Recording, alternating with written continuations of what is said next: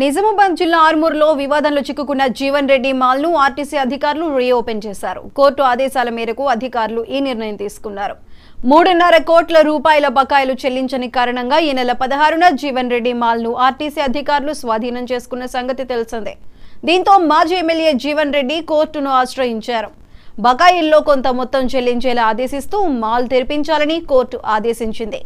అందుకు అనుగుణంగా అధికారులు ఈ రోజు మాల్ను మళ్లీ తెరవడంతో జీవన్ రెడ్డి అనుచరులు సంబరాలు జరుపుకున్నారు.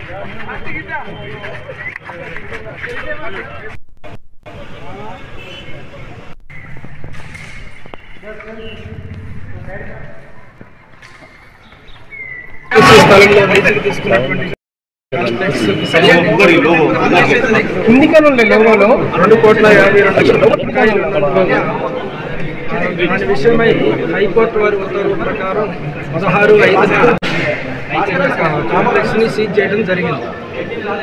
దాని మీద మరలా వారు హైకోర్టును సంప్రదించగా పిటిషన్ ద్వారా హైకోర్టును సంప్రదించగా హైకోర్టు మధ్యంతర ఉత్తర్వులు ఇచ్చారు.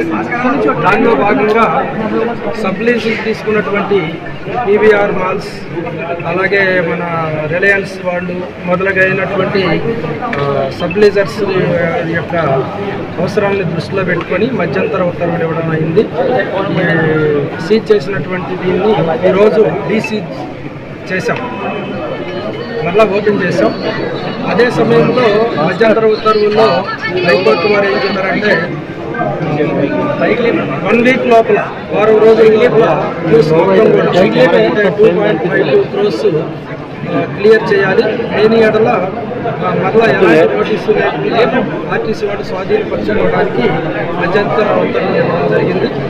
దానిలో భాగంగా ఈరోజు ఇలా సీజ్ చేసినటువంటి మాల్ని తెరవడం జరిగింది.